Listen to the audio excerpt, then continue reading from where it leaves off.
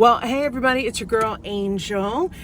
This is another edition of Exploring in My Explorer. And if you don't know this very handsome gentleman, we're going to take a little time so that you can get to know him. Everybody, please give a round of applause to James Aguiar. Aguiar. Is this like carpool karaoke? Are we going to sing? You're not required to sing, Okay. But if you want to, I'm okay with that. Let's do it. See, it's so funny because I didn't want to copy anybody else's shtick. And it turns out like everybody's doing something, including you. Including me. Including you. Yeah. And so if you haven't seen, James has this show called Rollin' in the Rolls. Yes. So tell us a little bit about that. Well, Rolling in the Rolls is very similar to what you're doing. And I think it's fun because what it does is, it allows you to meet somebody that you might not know, find out who they are. Of course, it's in the back of a Rolls Royce, so it's not bad, so it doesn't suck. And it's just really fun, and it's really kind of around the fashion world and the fashion industry. And, Yes. and we go from show to show and I pick up people, basically. But you had Jeffrey Zakarian in there. I did, because this is the thing about me that you may not know. I really believe food, interior design, style, hair, makeup, beauty, how we dress are all connected. Yeah. So all of those things I feel like should be, considered when we get up in the morning, when we decide what we're wearing, how we're going to dress up, put our Yes. hair, do our makeup, what we're going to eat, what dinner's going to look like, how we're going to set the table. I do feel like all of those things are connected, and I try to live my life like that. Well, I love it. And give us your Instagram handle, and if you're on Facebook, what's your Facebook handle, TikTok, etc. Yep. So Instagram, I'm most busy, which is James A Style, and Facebook is just my name, James Aguiar, Aguiar. But I put a lot of content on Instagram. Yeah, and it's do a really lot of good different stuff. things. Thank you. It's really good. When you were talking about the setting the tables and the style, go take a look at his page because it is phenomenal. And I'm very visual, so that's why I love fashion. That's why I love food. I love travel. We have that in common. Yes. And one of the things that I'm most excited about for you is your brand new podcast called Label Queen. And so in honor of that, I don't have many labels because I shop a lot at QVC, right? But I have my Victoria Beckham glasses. Fabulous. And I'm wearing my Victoria Beckham from Target Fabulous. top. Okay, so but I have to say something. Tell me. The concept of Label Queen is actually not about the labels. Oh no! No, it's not no, I get it, because it's a little tongue-in-cheek. When you think Yeah. of me, you think of fashion, you think of labels. Of course. And blah, blah, blah. I get it. But for me, the title Label Queen was really about what's behind the label. What are the labels we put on ourselves? Okay. What are the labels other people put on us? And really, you are a label queen yourself because you don't do just one thing.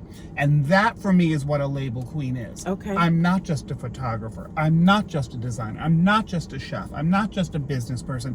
I have a podcast. I donate to charities. I'm philanthropic. I love art. Did you know that I paint on the side? Like, all of those things, to me, are what make a person really well-rounded, really interesting. So the Label Queen is a little bit tongue-in-cheek.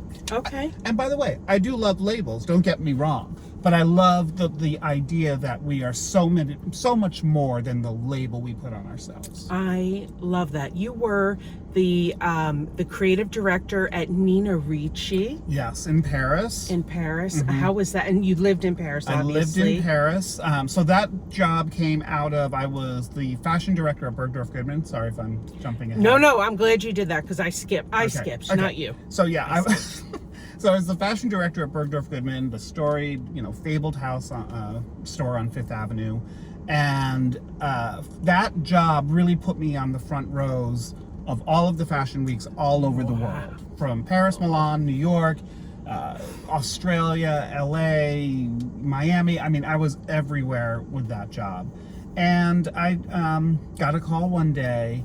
Would you be interested in coming to Paris and being a creative director for this house, Nina Ricci, which we all know because we know the scent. Yes. L'air du temps. And just like you, I was like, you know what? take a chance. Yeah. It was a chance and it was a risk.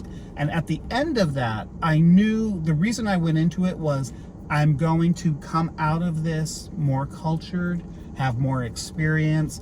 And when you're living in Europe, you know it's very easy to like, I'm just going to pop over to London, or I'm just going to pop over to Spain or Germany or Belgium or, wherever. So, where we go state to state, in Europe you go country to country. Yes. So you're dealing with different cultures, different food, which I love, different languages, different money, different languages. And it forces you to become a little bit more, well-rounded. And that was really my takeaway and why I wanted to do that job. I think that is just sensational. So in addition to the Label Queen podcast, you also were co-host of Behind the Label, Invitation, Yes. Full Frontal Fashion, Yes. and then of course Rolling in the Rolls. Yes. So where did your career begin? Like, what did you go to school for? And did that roll into your first career? Okay, so here's the dirty little secret. I never went to school. No. And you know what? I can say this now. The School of Life? I can say this now because I'm 58 years old, and I will tell anybody who's watching, it is the one regret that I have in my life, but it is also the main thing, the impetus for what made me work harder, faster, stronger, because I was a little bit ashamed of it. So I really got my start in fashion at Macy's, doing the windows, doing the store windows. And I thought, well, if I'm going to do this, and I could see it sort of as a career, I might as well do it at the best store that I think, which was Bergdorf Goodman. Okay. So I called a landline, somebody answered, and I got an interview, and then I got the job as the stylist for the windows. Wow. Then I became the associate creative director of the windows. Then I became the fashion director of the store. So yes, School of Life, but really a patient background is really important. I was very patient. I knew I needed to learn the basics, the skills, and come out of it, or come around the back door where, most people might take a traditional path. Mine was not, but I wouldn't trade it for the world now. Wow. It's true. No, I love it because, you learned everything from the ground up. I did. And being at Bergdorf Goodman, and we can circle back to Isaac. Please, yes. You met and worked with the greatest. So everybody came through that store. Everybody wanted to be in the store. Everybody wanted to see those windows. So I learned how to, pin a dress from Jeffrey Bean. Wow. Who was, outside of the windows looking at me with, I don't know, a knitting needle or something. And he ran in and was like, no, this is how you pin a dress. A student wouldn't necessarily get that kind of thing. Donna Karen coming and getting in the windows and, this is how I want it styled. And what I say, because ironically, I speak at a lot of colleges now, and to students, I say to them, you really when it comes to style or fashion, you really should know what a garment is when you turn it inside out. And talking about labels, take the label out. You should be able to know a silhouette, how something is constructed, the fabrics that are used without the label, and then you that's really the skill that being in those windows taught me. And then meeting all those people. That is absolutely sensational. Yeah. So leading up to all of these things, this is how I feel. This isn't about me, but this is how I feel about my career. Every experience that I had in my career led me to this, what I'm currently doing. Yes. So how did you meet Isaac? I'm assuming it was at Bergdorf's. And then how did this relationship develop so that you're now representing his line on QVC? Yeah, well, it's really interesting because Isaac was at the height of his Isaacness when I was at Bergdorf's. And Isaac is a designer that I've always admired. He's an American designer who understands American sensibilities, American sportswear. His inspirations are classically American, from Mary Tyler Moore to Audrey Hepburn to, theater Yes. and all of those things. So I grew up, I kind of came up knowing who Isaac was. I met him a lot during that time at Bergdorf's. And then I say this anecdote because it's true, but I learned how to use a cell phone at one of Isaac's shows. Wow. I had never seen a smartphone, a cell phone, or mobile phone. And I remember sitting at one of his shows, and we were all passing it around like, beep, beep, beep, beep, beep, beep, beep. What do you do? Was it a brick? Was it a brick? It was a big one. It was the big brick? It wasn't huge, but it was, the antenna. But those things where you're like, what is this newfangled thing? It's not going to last, And so that was at an Isaac show, and all of these things. And before I started at Bergdorf's, I would go and look at the windows, and there was a dress that Isaac did. And I tell this story to him because there was one dress, and he was like, what do you mean one dress? There were like 14 dresses in that window. And, I was like, no, there was this one dress that I just fixated on and focused on and would visit it every day because I just thought it was extraordinary. And he is extraordinary. Yes, he is. And then fast forward to this opportunity, somebody reached out to me that works with Isaac and said, I think you would be great doing this. Would you consider it? And I met with Isaac. We met a few times and had lovely lunches and breakfasts and a couple of meetings. And then, of course, I went to see his fabulous cabaret show. I saw it. It's two years ago, I think. Yeah. Yeah, at the Carlisle. Great. And he's a label queen, right? Yes. Again, somebody who he's a designer. He's a artist. He's an artist. Cook. He's a cook. He had his own talk show. Yes, he's a television personality. Yeah. He's, cabaret star. So, like, all of those things, like that. I mean, I'm attracted to that. And I'm attracted to what he means to women. Yeah. Which is anybody should and could have a piece of designer clothing. Mm-hmm. Anybody should feel good in it. Mm-hmm. It shouldn't break the bank. Right. And if it does, you're doing it wrong. Right. And take away the think and just look fabulous, feel fabulous, and do it through color, through incredible design, exuberation, and just presence. And that's what I love about Isaac. Yeah, absolutely. He's phenomenal. And I actually was excited to get some of his pieces at Target before he even came to QVC. Right. So I, while I love all my Quacker items, mm-hmm. I love being able to say, oh, I have a Sergio Hudson blouse from Target. Yep. I have an Isaac Mizrahi dress from QVC. Yep. I have a Jason Wu from QVC and from Eloquy, which is a plus size website. Yep. So it's fun that fashion has been expanded to everyone. Well, I will say this, and I don't think I'm stepping out of line or going out on a limb here. Isaac was one of the first to do that. I agree. And he that line for Target really set the tone for so many designers now, where it is the norm. Yep. And not only is it the norm, you should do it. Now, the interesting thing about me is I have my QVC life, which I love and adore. I love the customer. Hasn't he fit in nicely? Thank you. He has been doing such a phenomenal job, and everybody backstage loves you. Thank you. And I love coming here. I love it.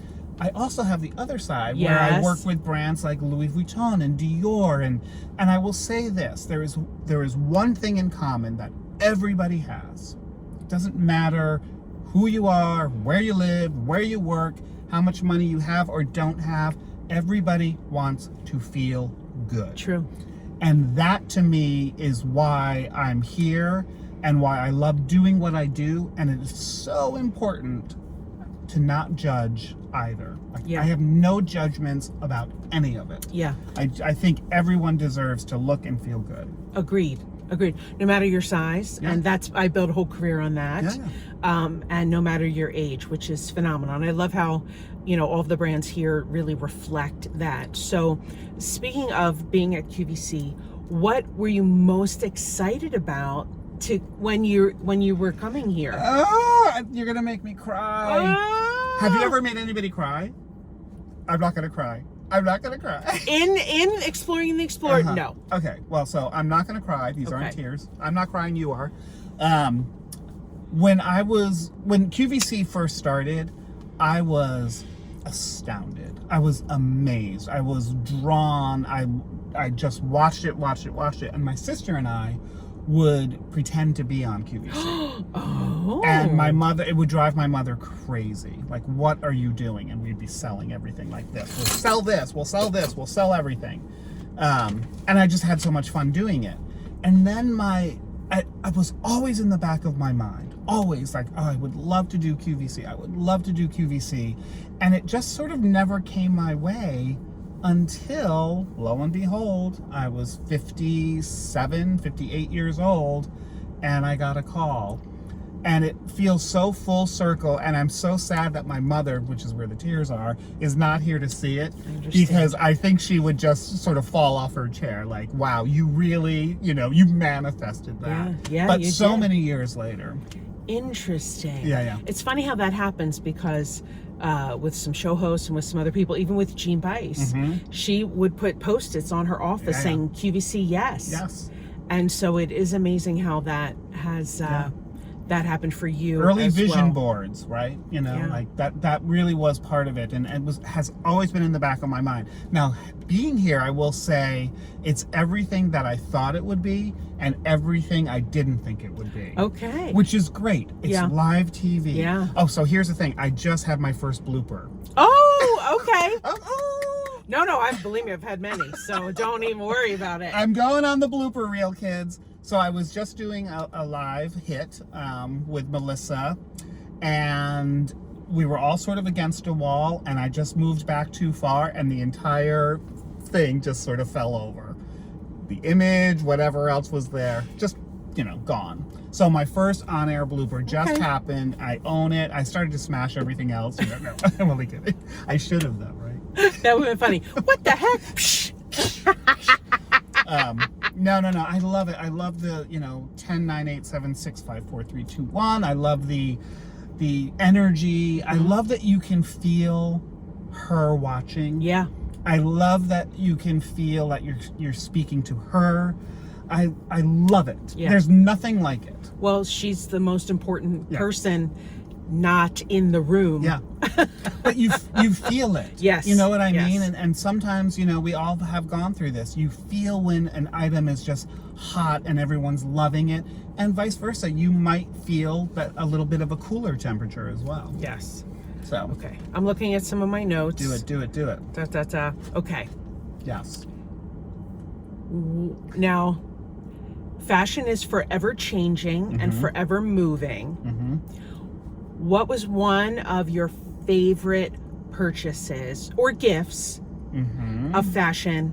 It can be apparel or an accessory. Okay.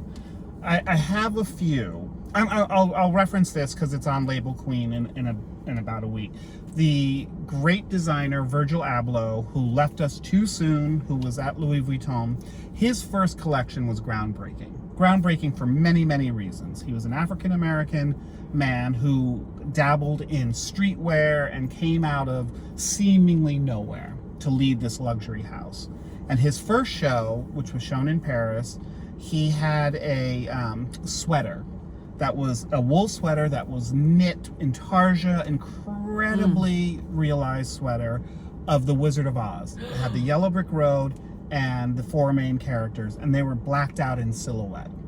That sweater represented everything he was, which was the enthusiasm, the optimism, the reach for the Emerald City, and yet the streetness of, we're taking it back and I'm going to silhouette these characters out. I own that sweater.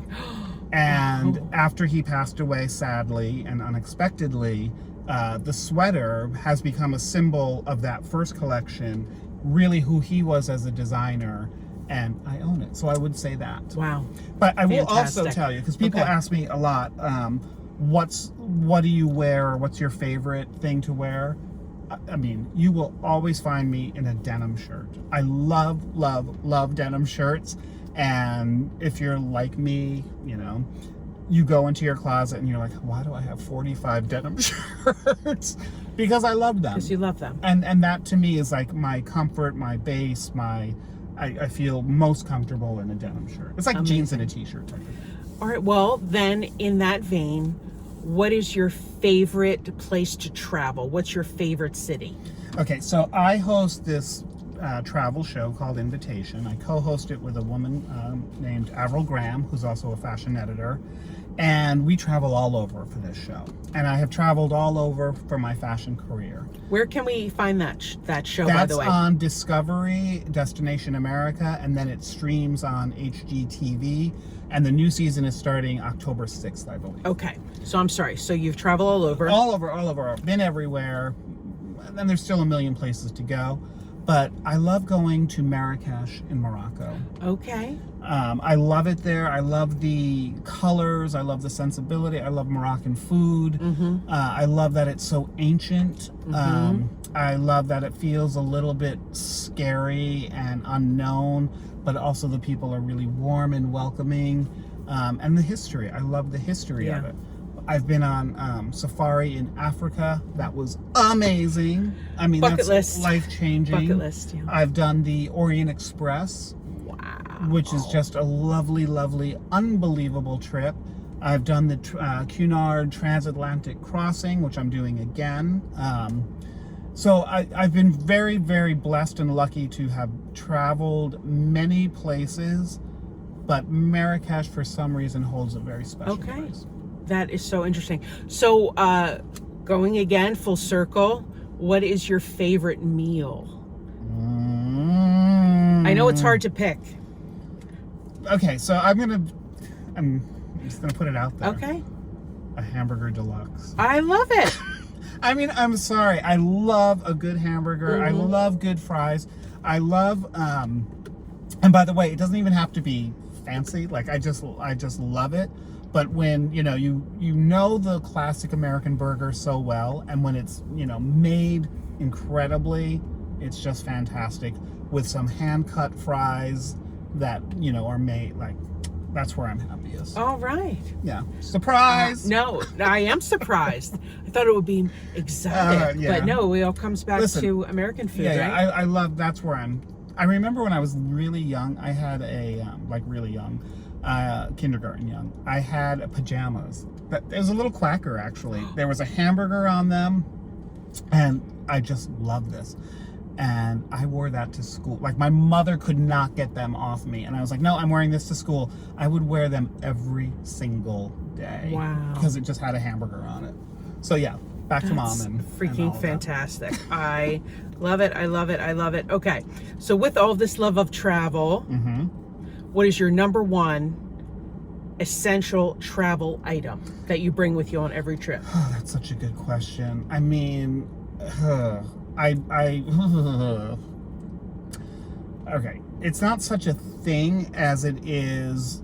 People would be surprised to know I believe in carry-on. Okay. So I try not to check bags. Okay. So I put all of these looks into some way into a carry-on. So a really good carry-on bag. Okay. And not to, whatever, but I love the Equip bags. I think they're great. Yes. And those guys are great. They are. So like a really good bag. Yeah. And a really good, so when you land and when you do a really good shoulder bag or sling bag, that is I think the essential item. Essential. Yeah. Absolutely.